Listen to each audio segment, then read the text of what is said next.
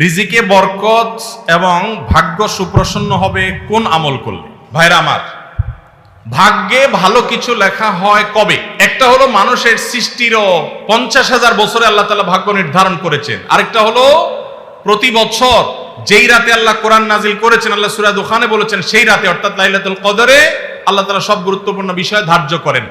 ভাগ্যে যেন ভালো কিছু আল্লাহ লেখেন, আপনার নসিবে যেন ভালো কিছু আসে, আপনার রিজিকে যেন আল্লাহ বরকত দান করেন, এর জন্য বেশ কিছু আমল আমরা কোরআন হাদিসের আলোকে বলতে পারি, সাজেশন দিতে পারি।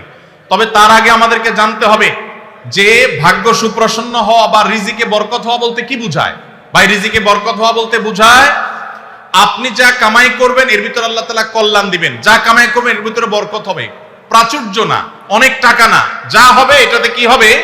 বরকত হবে। আমরা কি বরকত চাই না সম্পদ বেশি চাই? বরকত চাই। বরকত যদি চান, এক নম্বর হলো ঈমান এবং তাকওয়া লাগবে। আল্লাহ বলেছেন ওয়ালাউ আন্না আহলাল কুরআ আমানু ওয়াত্তাকাউ লাফাতাহনা আলাইহিম বারাকাতিম মিনাস সামা। যদি কোন জনপদের লোকেরা ঈমান আনে, আল্লাহর ভয় অন্তরে লালন করে, আল্লাহ বলেছেন আসমান থেকে বরকতের সব দুয়ার খুলে দেওয়া হবে। এজন্য ভাই, ঈমান যদি থাকে, তাকওয়া যদি থাকে, গুনাহমুক্ত জীবন গড়ার সংকল্প যদি থাকে, বরকত আসবে জীবনে। নাম্বার 2, ইস্তেগফার বেশি বেশি করলে। আল্লাহ বলেছেন সূরা নূহের মধ্যে, যদি কেউ ইস্তেগফার করে, নূহ আলাইহিস সালাম তার জাতিকে বলেছেন ফাকুল তুস্তাগফিরু রাব্বাকুম ইন্নাহু কানা গাফফারা ইউরসিলিস সামাআ আলাইকুম মিদরারা ওয়া ইয়ামদিদুকুম বিআমওয়ালিন ওয়া বানিন ওয়া ইয়াজআল লাকুম জান্নাতিন ওয়া ইয়াজআল লাকুম আনহারা। আল্লাহ নবী নূহ আলাইহিস সালাম বলেছেন, আমি আমার জাতিকে বলেছি তোমরা আল্লাহর কাছে ইস্তেগফার করো, ক্ষমা প্রার্থনা করো। বেশি বেশি ইস্তেগফার করলে আল্লাহ তাআলা রিজিকের মধ্যে বারাকা দিবেন, অভাব দূর করবেন, সম্পদে এবং সন্তানে আল্লাহ তাআলা বরকত দান করবেন। তাহলে 2 নম্বর আমল হলো ইস্তেগফার করা, রিজিকে বরকত হবে ইনশাআল্লাহ। নাম্বার 3, শুকর আদায় করা। আল্লাহ বলেছেন লা ইন শাকারতুম লা আযীদান্নাকুম। আপনি কোনো কিছু পেয়েছেন, আলহামদুলিল্লাহ বলেন, যা পাইছেন শুকর আদায় করেন, আল্লাহ নিয়ামত বাড়ায় দিবেন। নাম্বার 4, দান সাদাকা করা।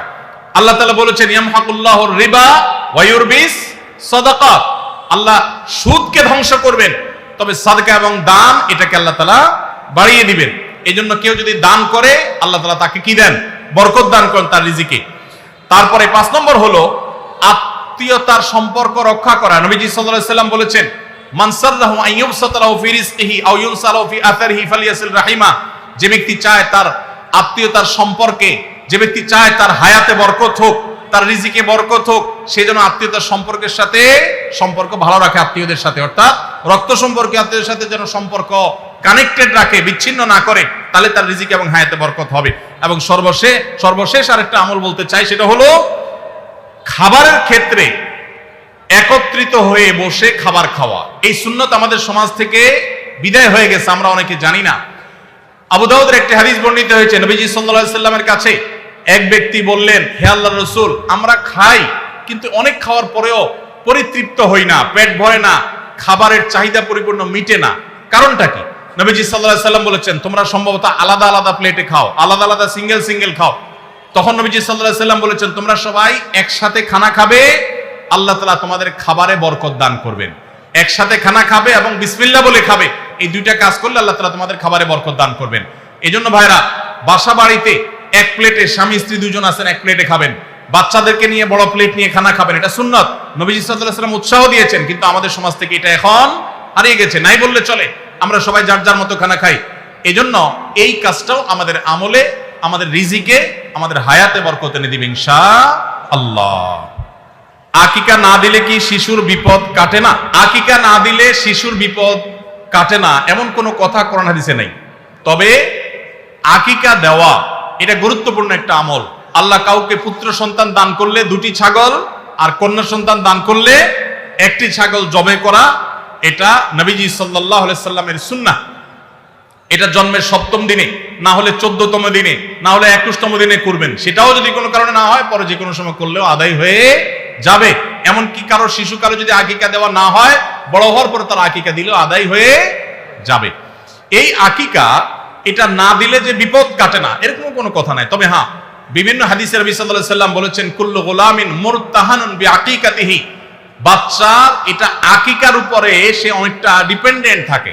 এই হাদিসের ব্যাখ্যা অনেক মুহাদ্দিসরা বলেছেন আকিকা না দিলে, আকিকা দেওয়ার ফলে সে বিভিন্ন ক্ষয়ক্ষতি থেকে বেঁচে থাকতো। অনেকে বলেছেন শয়তানের কুমন্ত্রণা থেকে বেঁচে থাকে আকিকার মাধ্যমে, এটা থেকে সে আর বাঁচতে পারে না, ওই ক্ষতি তাকে স্পর্শ করার সম্ভাবনা থাকে।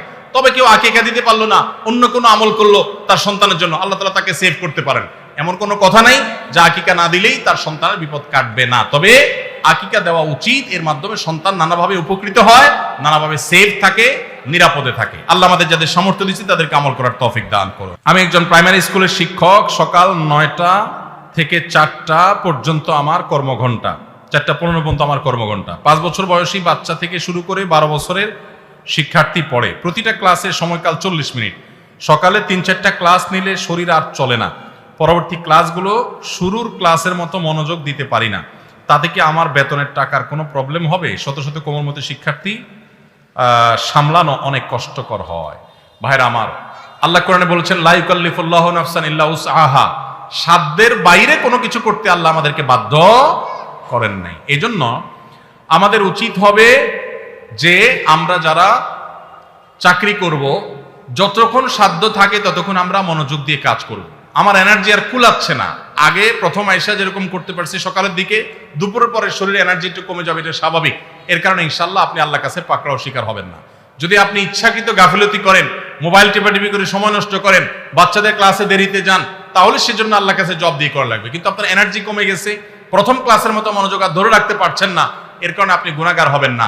আলহামদুলিল্লাহ, এরকম শুদ্ধ সুস্থ চিন্তা করার মানুষ যে আছে, বান্দার হক সম্পর্কে এতটা সচেতন মানুষ আছে, এটাই তো একটা সমাজের জন্য আনন্দের বিষয়। আলহামদুলিল্লাহ, সন্দেহাতীত ভাবে এটা একটা সুখের সংবাদ যে একজন ভাই চাকরি করে, স্কুলে চাকরি করে তার ঠিকঠাক মতো বেতনটা হালাল হচ্ছে কিনা, তার মনোযোগ কমে যাচ্ছে, সেজন্য আল্লাহর কাছে দায়ী থাকবেন কিনা, এই যে চিন্তা মনে আসছে, এটাকেই বলে ঈমানী চেতনা। এই ঈমানী চেতনাই তো আমাদেরকে ভালো মানুষের দিকে নিয়ে যায়।